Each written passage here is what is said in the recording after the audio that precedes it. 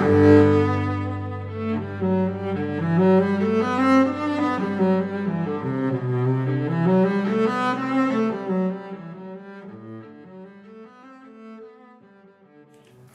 Madame la Présidente, ma chère Maya, mon cher secrétaire perpétuel, merci. Merci pour cette introduction. Alors non, je ne travaille plus pour l'Institut Pasteur et je n'ai plus beaucoup de relations, bien que j'ai écrit beaucoup sur l'histoire des Instituts Pasteur et en particulier dans le monde. Par contre, ce que je suis en train de m'occuper, c'est beaucoup de l'histoire de la faculté de médecine de Montpellier. Vous allez le voir donc à cette occasion. Et je viens d'entreprendre un gros travail de recherche sur la collection de portraits de professeurs de la faculté de médecine. Il y en a 280. Cette collection a été... Qu'est-ce qu'il y a qui va pas? Ça te lave dans les yeux, non? Ça te gêne pas? Non, ça va. Cette collection qui a été créée par le professeur... alors ça y est... c'est pas grave. C'est pas grave, mais c'est... Quand je cherche un nom, souvent... quand je cherche un nom, je n'arrive pas. Voilà. Au XVIIe siècle. Bon. Alors, ceci étant, je vais vous parler aujourd'hui d'un de ces médecins naturalistes de la Renaissance, qui est en lien avec la faculté de médecine de Montpellier. Donc, Madame la Présidente, Monsieur le Secrétaire perpétuel, chers académiciens, chers amis, bonjour. Alors, cette communication, elle avait été conçue au départ pour une séance commune de la Société française d'histoire de la médecine et de la Société néerlandaise d'histoire de la médecine, séance commune qui devait se tenir à Leiden au mois de septembre 2023. Malheureusement, cette séance commune a été annulée parce qu'il n'y avait aucun participant montpelliérain qui s'était inscrit, à l'exception des conférenciers. Bon, alors, c'est pas pour vous dire que la conférence ne valait rien, mais bon, quand même. Voilà, alors, cette conférence, donc, je suis allé la délivrer à la Société française d'histoire de la médecine à Paris, et puis je me suis dit qu'après tout, je pouvais aussi vous en faire profiter. Alors, le médecin botaniste Carolus de l'Escluse, encore appelé Carolus Clusius, puisque vous savez qu'à l'époque, on parlait latin, l'enseignement de la médecine se faisait en latin, Carolus Clusius, est mieux connu en français sous le nom de Charles de l'Écluse, était un flamand d'origine française. Il est né en 1526 à Arras, qui était dans le comté de l'Artois, donc alors sous domination espagnole. D'une famille de notables, il a étudié le droit civil à l'université de Louvain, la philosophie à Marbourg et la théologie à Wittenberg auprès du célèbre réformateur luthérien Philippe Melanchthon. Celui-ci, qui avait constaté l'intérêt du jeune Carolus pour la botanique, l'avait incité en 1551 à aller étudier la médecine à Montpellier, dont l'université médicale était déjà réputée à cette époque. Vous savez, je vous en ai déjà parlé au moins une fois, peut-être deux, je ne me souviens plus, vous savez en effet que la médecine est enseignée à Montpellier depuis le début du XIIe siècle, époque à laquelle vous aviez des petites communautés d'étudiants réunis autour d'un médecin maître qu'ils avaient choisi et qu'ils rémunéraient d'ailleurs directement. Ces petites communautés de maîtres et d'élèves, ça s'appelait universitas en latin. En 1220, ces petites communautés indépendantes ont été réunies en une université médicale sous contrôle de l'Église grâce aux statuts qui ont été promulgués par le cardinal Conrad d'Urach, légat du pape Honorius V en Languedoc. Honorius III, pardon, en Languedoc.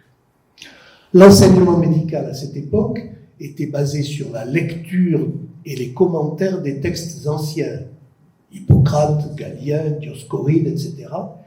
Il était donné par les maîtres, des maîtres qui étaient généralistes et qui transmettaient la totalité de leur savoir. Les spécialités ne sont apparues qu'avec l'émergence à la Renaissance du courant de pensée humaniste qui prônait un retour aux sources littéraires de l'Antiquité, en particulier Platon, Aristote et son élève Théophraste, Pline l'Ancien, etc. Avec la réhabilitation de ces auteurs, la nature redevenait la source suprême du savoir, ce qui a correspondu à un tournant majeur dans l'histoire de l'enseignement médical. L'histoire naturelle apparaissait alors dans le domaine médical avec, d'une part, l'anatomie, c'est-à-dire la description du corps humain, et d'autre part, la botanique. Et deux domaines qui n'étaient plus, qui cessaient d'être des données livresques, si vous voulez, mais qui devenaient des sujets d'études pratiques basés sur l'observation. L'apparition de ces deux premières spécialités a d'ailleurs été officialisée par le roi Henri IV, qui a créé en 1593 à Montpellier une régence spécifique pour l'anatomie et l'étude des simples, c'est-à-dire la botanique.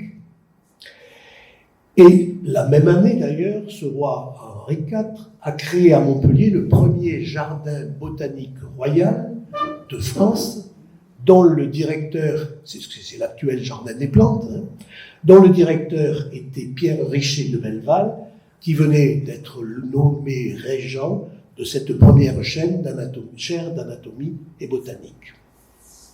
Alors, revenons, si vous le voulez bien, à Charles de l'Écluse. Deux raisons ont présidé au choix que Charles de l'Écluse a fait de Montpellier pour ses études de médecine. Certainement, la renommée de cette université médicale, déjà ancienne de 3 siècles à l'époque, et ainsi que la compétence reconnue de Guillaume Rondelet ont joué une part importante dans ce choix. Mais à cet argument s'ajoute vraisemblablement le fait que de nombreux professeurs de Montpellier avaient embrassé le protestantisme, au premier rang desquels Rondelet, qui fut par la suite le chef des protestants de Montpellier. En effet, en chemin depuis l'Allemagne, Charles de l'Écluse avait séjourné plusieurs mois à Genève, où il s'était converti au calvinisme. Lorsqu'il arrive à Montpellier, en octobre 1551, Charles de l'Écluse est immatriculé au Collège royal de médecine et il choisit comme parrain Rondelet, qui était régent depuis 1545. Vous avez là l'immatriculation manuscrite, parce que chaque étudiant écrivait à la main sa propre immatriculation, l'immatriculation manuscrite de Charles de l'Écluse sur les registres de l'Université médicale de Montpellier, avec au-dessous, j'ai mis sa transcription latine, et puis la traduction française, donc moi, Charles de l'Écluse, du diocèse d'Arras, suis venu dans cette bienfaisante université de Montpellier pour que je croisse par l'étude, et j'ai été examiné en dialectique et philosophie naturelle, et je me suis acquitté des droits de l'université, et j'ai juré de respecter les statuts établis et admis, et me suis choisi comme patron maître Guillaume Rondelet, professeur royal dans cette faculté. En foi de tout ceci, j'ai apposé ma signature manuscrite, Caro, le 3 des ides d'octobre 1551, après la naissance du Christ. Charles de l'Écluse, donc, immatriculé à la faculté de médecine de Montpellier, a séjourné à Montpellier pendant 3 ans, précisément jusqu'au 27 janvier 1554, une date que nous connaissons précisément grâce à l'étudiant bâlois Félix Plater, qu'il a noté dans le journal que ce dernier, donc Plater, tenait régulièrement lorsqu'il faisait ses études au Collège royal de Montpellier de 1552 à 1557. D'ailleurs, son frère a fait également, quelques années plus tard, ses études à Montpellier et a tenu également un journal. Et ces 2 journaux ont été réunis et publiés il y a quelques années et sont une source très importante de connaissances de la vie des étudiants à la faculté de médecine de Montpellier au XVIe siècle. Guillaume Rondelet, donc, je viens de parler de lui, a dominé le Collège royal de médecine de Montpellier au XVIe siècle. Il est l'archétype du médecin naturaliste de la Renaissance. D'ailleurs, à cette époque-là, tous les naturalistes étaient des médecins. Rondelet était un brillant anatomiste qui insistait sur l'importance de la dissection du corps humain dans le cursus des études médicales. Vous voyez déjà le saut qui a été franchi par rapport aux années antérieures où on faisait des commentaires des textes anciens.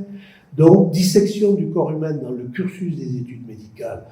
Il avait d'ailleurs fait construire, au fond du jardin du collège, le premier amphithéâtre d'anatomie de France. Le collège royal de médecine, à l'époque, se tenait là où était située l'école de pharmacie à partir de la Révolution et où est la panacée à l'heure actuelle dans le vieux Montpellier.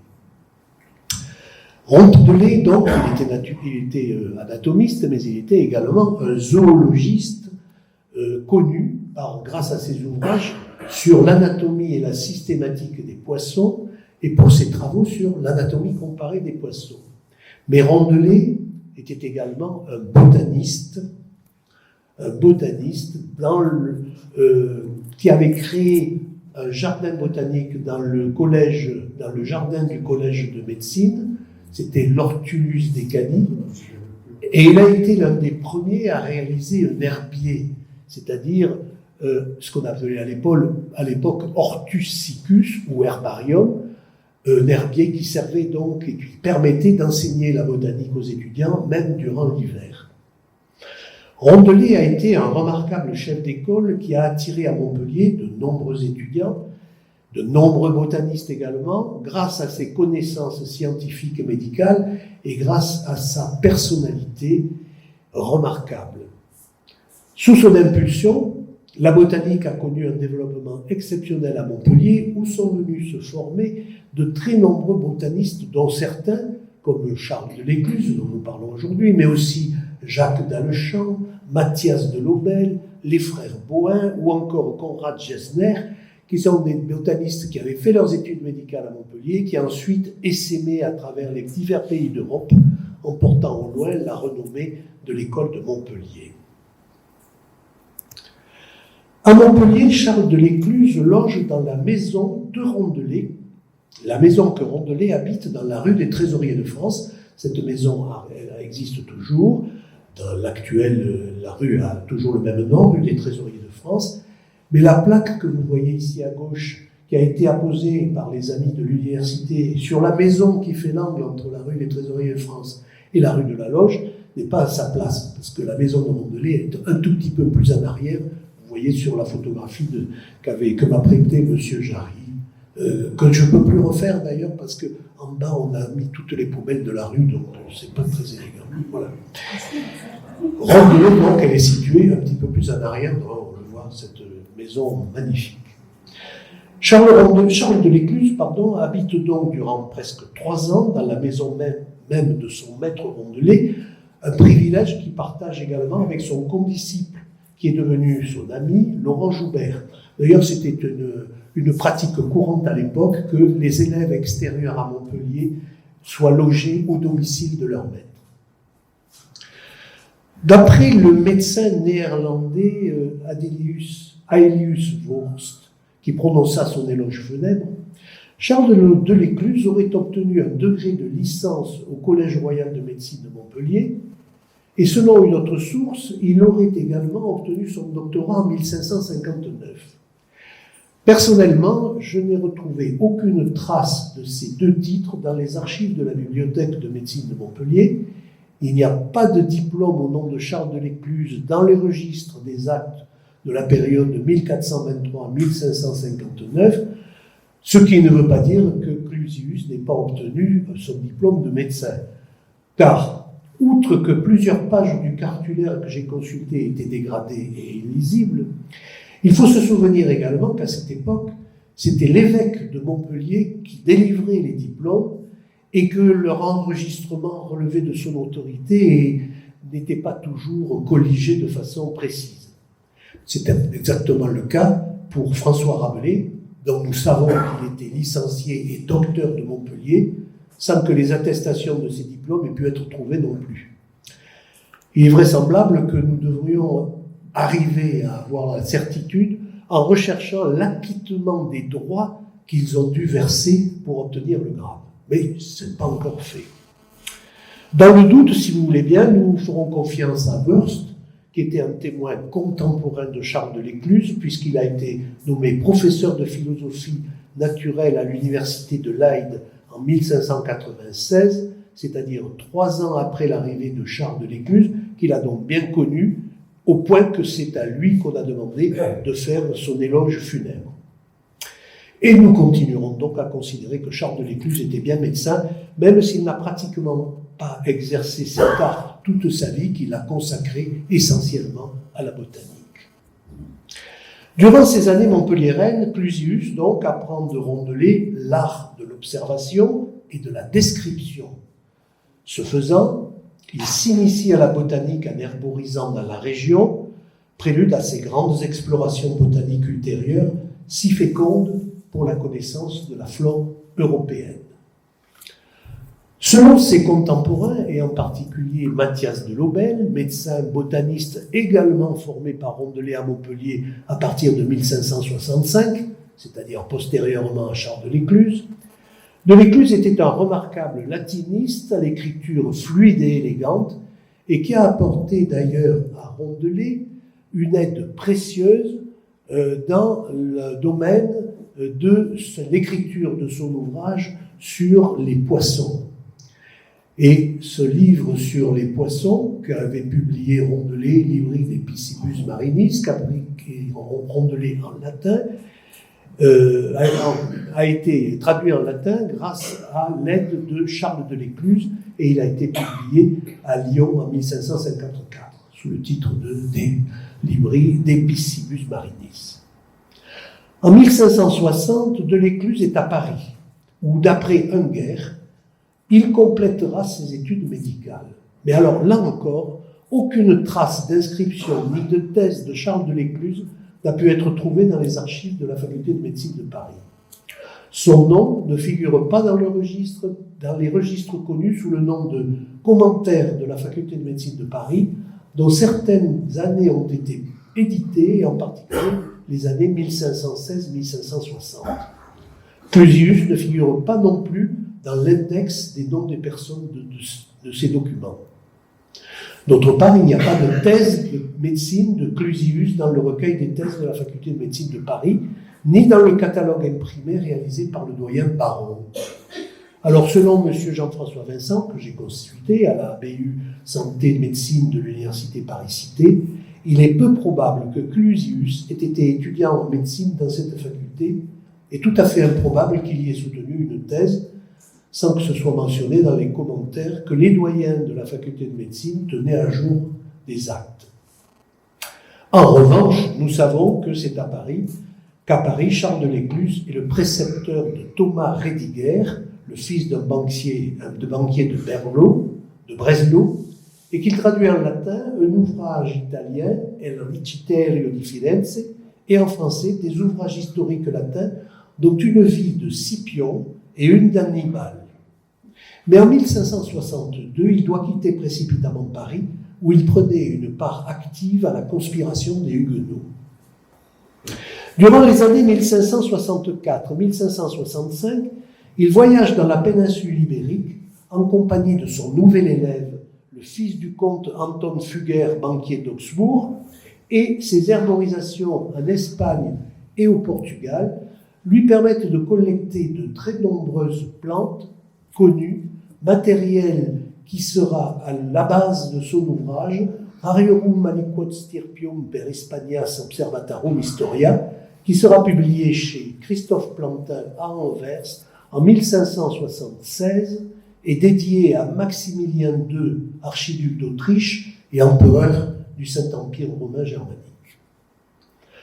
Au retour d'Espagne, Charles de l'Écluse passe 9 ans dans les provinces flamandes des Pays-Bas, à Bruges et à Malines en particulier, où il participe à la vie du mouvement réformé calviniste. Il poursuit la rédaction de son ouvrage sur les plantes de la péninsule ibérique et réalise plusieurs traductions d'ouvrages.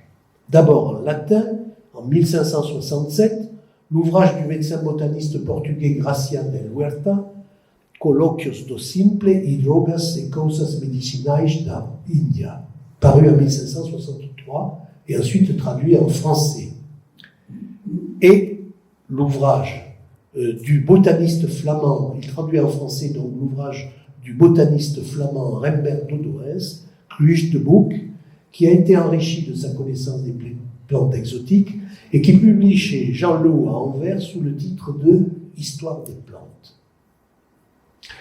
Charles de l'Écluse est invité ensuite à Vienne en 1573 par Maximilien II en qualité de médecin de la cour donc, et superviseur du jardin médicinal impérial. Il y cultive de nombreuses plantes rares d'Europe du Sud, d'Autriche et de Hongrie, et il est un des premiers à cultiver à Vienne des tulipes, plantes originaires de Perse qui lui furent envoyées depuis Constantinople. Mais à la mort de Maximilien II en 1576, son successeur Rodolphe II licencie tous les protestants qui travaillaient à la cour. Charles de l'Écluse doit se réfugier au château de Güssing, dans le royaume de Hongrie, auprès de son ami et protecteur Balthazar Battiani, un humaniste rallié à la Réforme. Durant cette période, il fait de très nombreuses expéditions botaniques dans les Alpes, en Autriche et en Hongrie, et il publie en 1853, encore chez Christophe Plantin, un ouvrage sur les plantes rares de ces régions, dédié à l'empereur Rodolphe II. Rariorum aliquot stirpium per Pannoniam Austriam et vicinas quasdam provincias observatarum historia. Après une tentative d'intégration à l'université d'Iéna en 1587, il s'établit à Francfort-sur-le-Main, où il demeure de 1588 à 1593. Et en 1593, donc, au terme d'un processus complexe, les curateurs de l'université de Leyde, qui s'appelle Academia Lucdulu Batava, nomment Charles de l'Écluse professeur honoraire de botanique et préfet du jardin botanique. Il demeure dans cette ville les 15 dernières années de sa vie, handicapé par un mauvais état de santé. Il y établit le plan du futur jardin botanique de l'université, Hortus Academicus, et travaille à la rédaction de ses derniers ouvrages. Il rassemble en effet les observations botaniques de toute sa vie dans un volumineux ouvrage, dans 4 volumes, Rariorum Plantarum Historia, ouvrage qui contient 1135 figures avec des gravures sur bois réalisées par le graveur de Plantin, Gérard van Campen, d'après les dessins de Pieter van der Bosch. Cet ouvrage, paru en 1601, est encore dédié aux empereurs Maximilien et Rodolphe II. À Leyde, Charles de l'Écluse bénéficie de l'ouverture de la ville sur le monde. Il y décrit de nombreux végétaux et même animaux rapportés des Indes orientales et des Indes occidentales par les navigateurs hollandais. Ces descriptions figurent dans son dernier ouvrage, Exoticorum Libri Decem, publié en 1605, à la fois herbier artificiel et recueil d'observations zoologiques. Durant la majeure partie de sa vie, Charles de l'Écluse a été en contact avec ses collègues botanistes Rembert Dodoens et Mathias de Lobel. Ils échangeaient des graines, ils arborisaient parfois ensemble, ils échangeaient leurs planches d'illustration. Charles de l'Écluse a également entretenu une correspondance soutenue avec des naturalistes, des aristocrates, des princes. Il a été le centre d'un véritable réseau européen, avant l'heure, d'échanges de connaissances botaniques et de plantes. Une grande partie de sa correspondance, de 1560 à 1609, comprenant 1500 lettres, utilisant 6 langues différentes, avec 320 correspondants, est conservée dans un fonds d'archives spécifique à la bibliothèque de l'université de Leyde. Et c'est le Clusius Project du Scaliger Institute. Charles de l'Écluse meurt le 4 avril 1609 à Leyde et il est inhumé dans la Vroevekerk, une église gothique du XIVe siècle cédée aux protestants en 1584. Charles de l'Écluse a été un des principaux botanistes voyageurs de son époque. Il a effectué durant sa vie de longs voyages d'études destinés à accroître sa connaissance des végétaux et à enrichir son herbier. Il a décrit plusieurs milliers de plantes nouvelles, ce qui lui a valu d'être qualifié par Planchon en 1866 de prince des descripteurs et de plus actif des explorateurs de la flore spontanée d'Europe. Ses diagnoses des plantes étaient précises et scientifiques, basées sur des caractères externes, racines, tiges, feuilles, fruits, fleurs, graines, etc. Et il est un des premiers, sinon le premier, à avoir fait abstraction dans ses descriptions de l'usage possible des plantes. S'il utilise la distinction conventionnelle entre arbres, arbustes et plantes herbacées, il distingue de nouvelles catégories. Plantes bulbeuses, plantes à parfum agréable, fleurs sans parfum, plantes à suc vénéneux, narcotique ou corrosif, plantes lactescentes, etc. À l'intérieur de sa classification apparaissent pour la première fois quelques regroupements de plantes en famille, ce qui est une nouveauté donc pour l'époque. Il est le premier mycologue du monde. Son ouvrage Rariorum Plantarum Historia contient une partie entière consacrée aux champignons, Fungorum Pannoniis Observatarum Brevis Historia, avec la description de 47 genres et 207 espèces de champignons. Cette monographie le fait considérer comme le fondateur de la mycologie. Ces ouvrages étaient dotés de gravures sur bois, dont je vous ai dit un mot il y a un instant, qui représentent des plantes entières ou des parties de plantes caractéristiques, qui sont de véritables portraits vivants permettant de reconnaître la plante directement en regardant l'observation, en regardant l'illustration. Ces gravures, d'ailleurs, sont disposées sur la page avec une préoccupation décorative évidente. Avec Charles de l'Écluse, la botanique tente à se dégager de la matière médicale et est à la recherche d'un statut de science autonome. Notre Flamand s'intéressait également à la culture des plantes qu'il décrit et qu'il acclimate dans les jardins botaniques qu'il dirige, en particulier des plantes ornementales nouvelles importées en Europe, anémones, renoncules, narcisses, tulipes, mais aussi des plantes utilitaires comme le marronnier et la pomme de terre. Et en ce sens, on le considère comme le fondateur de l'horticulture. Il fut par exemple le propagateur de la culture de la pomme de terre en Autriche, Allemagne, France, Pays-Bas. Il est enfin à l'origine de la passion hollandaise pour la tulipomanie du XVIIe siècle et de sa production intensive dans ce pays. Véritable industrie prospère, si elle fut responsable, il faut quand même le noter, de la plus ancienne bulle spéculative connue, avec un krach boursier durant l'hiver 1636-1637, qui entraîna la ruine de nombreux spéculateurs qui avaient acheté des tonnes de bulbes pour une revente qui n'eut jamais lieu. Ceci pour la petite histoire. Charles de l'Écluse fut un botaniste reconnu par ses pairs. Dans la préface de son ouvrage Grüt de Boek, paru en 1581, Matthias de Lobel fait l'éloge de Charles de l'Écluse, qu'il considère comme le premier de tous les écrivains de la science des plantes. D'ailleurs, le nom de Charles de l'Écluse a été donné à une famille, celle des Clusiacées, à un genre, le genre Clusia, ainsi qu'à 8 espèces de plantes, dont une tulipe, Tulipa clusiana, ce qui n'était que justice, vous en conviendrez.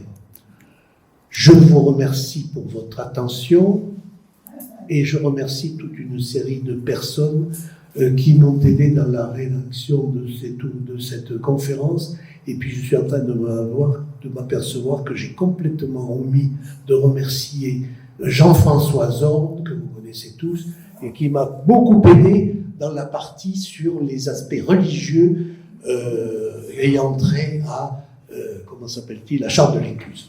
Je vous remercie.